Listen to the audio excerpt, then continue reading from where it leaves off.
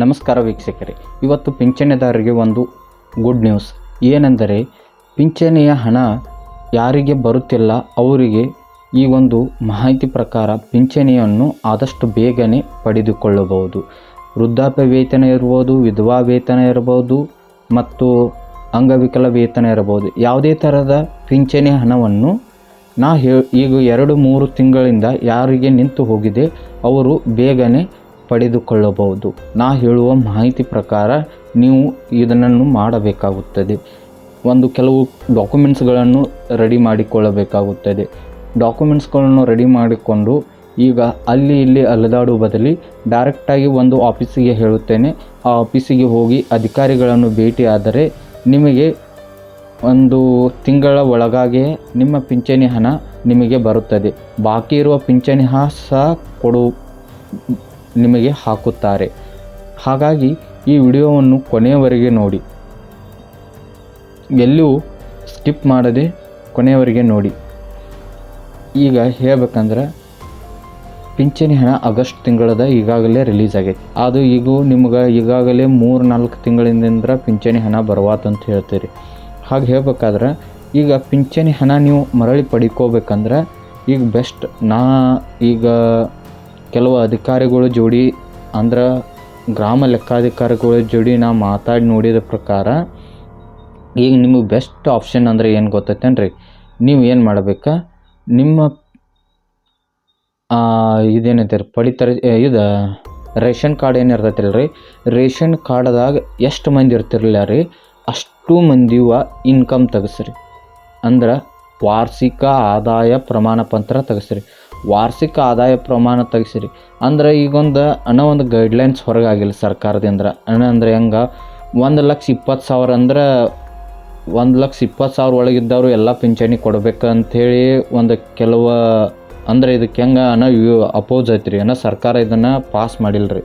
ಆದರೂ ನಿಮ್ಗೆ ಹಳಿ ವಾರ್ಷಿಕ ಆದಾಯ ಎಷ್ಟು ಇರ್ಬೇಕಂದ್ರೆ 32,000 ಒಳಗಿರ್ಬೇಕು ರೀ. 32,000 ಒಳಗಿತ್ತಂದ್ರೆ ನೀವು ತೆಗೆಸ್ಕೋರಿ ಅವನ್ನ. ನಿಮ್ಮ ಎಷ್ಟು ಅಂದರೆ ಈಗ ಅಪ್ಪ ಮಗ ಮಕ್ಕಳು ಎಲ್ಲರೂ ಇರ್ತಿರಲ್ಲ, ನೀವು ಎಲ್ಲರೂ ತೆಗೆಸ್ಕೊಂಡು ನೀವು ಅದನ್ನು ನೀವು ಸಬ್ಮಿಟ್ ಮಾಡ್ಬೇಕಾಗೈತೆ ಆಫೀಸರಿಗೆ. ಯಾವ ಆಫೀಸಿಗೆ ಸಬ್ಮಿಟ್ ಮಾಡ್ಬೇಕು ಅನ್ನೋದು ಹೇಳ್ತಾನೆ ರೀ.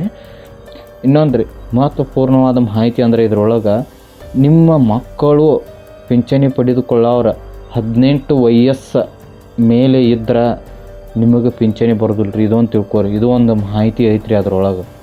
ನಾವು ದಿವಸ ಅದನ್ನು ಬಗ್ಗೆ ಯಾರೂ ನಿಮಗೆ ಹೇಳೇ ಇಲ್ಲ ಅಂತ ತಿಳ್ಕೊತಾನೆ ರೀ.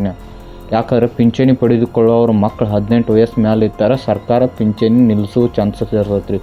ಅದಕ್ಕೆ ಏನು ಮಾಡ್ಬೇಕು, ನೀವು ಮಕ್ಕಳ ಜೋಡಿ ಇಲ್ಲಂತೇಳಿ ಒಂದು ಪ್ರೂವ್ ಮಾಡ್ಕೋಬೇಕು. ಅದಕ್ಕೆ ಬೇಕಾದ ಡಾಕ್ಯುಮೆಂಟ್ಸನ್ನು ನಿಮ್ಮ ಊರಿನ ಗ್ರಾಮ ಲೆಕ್ಕಾಧಿಕಾರಿ ಕೊಡ್ತಾರೆ ರೀ ನಿಮಗೆ.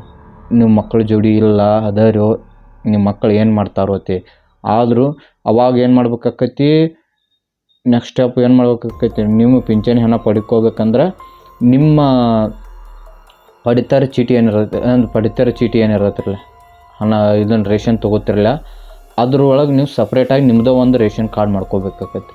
ನಿಮ್ಮದು ಒಂದು ರೇಷನ್ ಕಾರ್ಡ್ ಮಾಡ್ಕೊಂಡು ಇದು ಒಂದು ವೇ ಐತ್ರಿ, 2 ವೇ ಇದಾವೆ ಈಗ ಹೇಳತ್ತಿದ್ರೊಳಗೆ. ಈ ವೇ ಪ್ರಕಾರ ಮಾಡ್ಕೊಂಡ್ರು ನಿಮ್ದು ಶಾಶ್ವತವಾಗಿ ಎಂದು ಬಂದಾಗಂಗಿಲ್ಲ ರೀ. ಈ ವೇ ಪ್ರಕಾರ ಹೋದ್ರೆ ಅಂದ್ರೆ ನೀವು ಸಪ್ರೇಟಾಗಿ ಒಂದು ರೇಷನ್ ಕಾರ್ಡ್ ಬೇರೆ ಮಾಡ್ಕೊಂಡು ಬೇರೆದೇನೈತೆ ಪ್ರೂಫ್ ಮಾಡಿರಿ ಅಂತಿಕೋರಿ ಸರ್ಕಾರಕ್ಕೆ, ಅಲ್ಲಿಗೆ ನಿಮ್ಮ ಪಿಂಚಣಿ ಹಣವನ್ನು ಕಟ್ ಮಾಡೋಕ್ಕಾಗಂಗಿಲ್ಲ ರೀ. ಅದು ಫಿಕ್ಸ್ ನಿಮ್ಗೆ ಕಂಟಿನ್ಯೂ ಬರ್ತಾ ಇರ್ತೈತೆ ರೀ.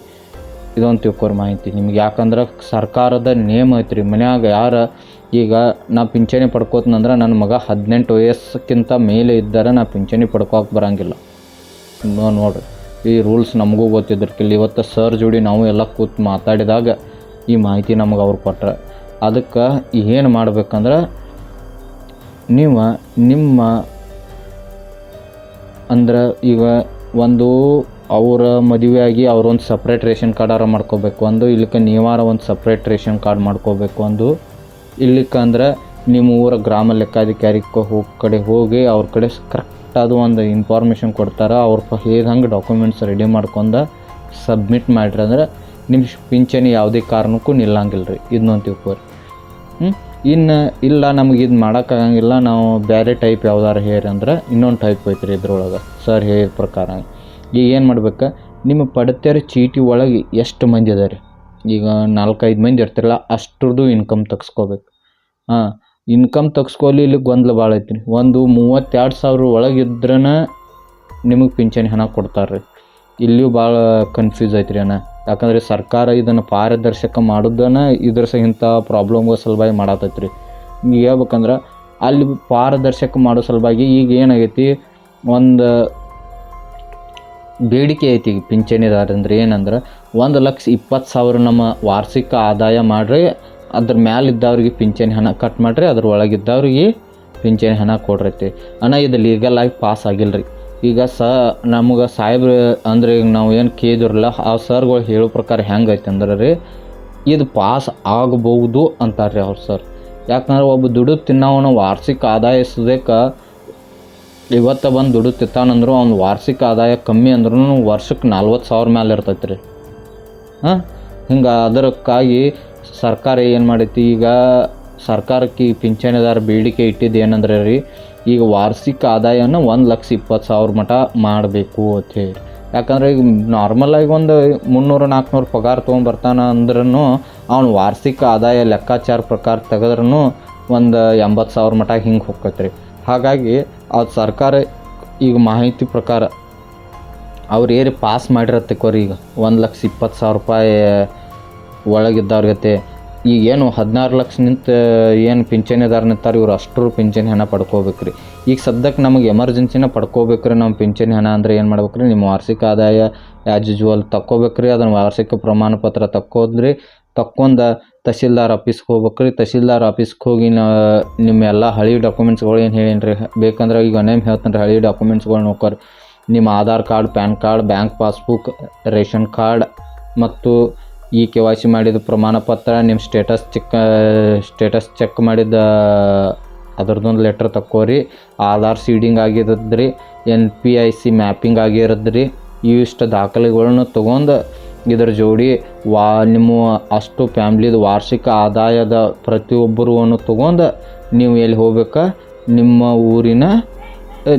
ಊರಿನ ಗ್ರಾಮ ಲೆಕ್ಕಾಧಿಕಾರಕ್ಕೆ ಭೇಟಿ ಆದರೂ ನಡೀತಿ. ಇಲ್ಲಾಂದ್ರೆ ನಿಮಗೆ ಸಡನ್ನಾಗಿ ಇನ್ಸ್ಟೆಂಟಾಗಿ ಹಣ ಬೇಕಂದ್ರೆ ನೀವು ತಹಸೀಲ್ದಾರ್ ಆಫೀಸಿಗೆ ಹೋಗ್ಬೇಕು ರೀ. ತಹಸೀಲ್ದಾರ್ ಆಫೀಸಿಗೆ ಹೋದ್ರಿ ಅಂದ್ರೆ ನಿಮಗೆ ಇದ್ರ ಬಗ್ಗೆ ಸಂಪೂರ್ಣವಾದ ಮಾಹಿತಿ ಕೊಡ್ತಾರೆ ರೀ. ಅವರ ಸಂಪೂರ್ಣವಾದ ಮಾಹಿತಿ ಕೊಟ್ಟು ಅವರು ನಿಮ್ಮ ದಾಖಲಾತಿಗಳನ್ನ ಪರಿಶೀಲನೆ ಮಾಡಿ ನಿಮ್ಮದು ಆದಷ್ಟು ಬೇಗ ಪಿಂಚಣಿ ಹಣ ಬರುವಂಗೆ ಅವ್ರು ಮಾಡ್ತಾರೆ. ಯಾಕಂದ್ರೆ ಅವ್ರ ಕೈಯಾಗಿ ಪವರ್ ಐತ್ರಿ ತಹಸೀಲ್ದಾರ್ ಆಫೀಸ್ದಾಗ.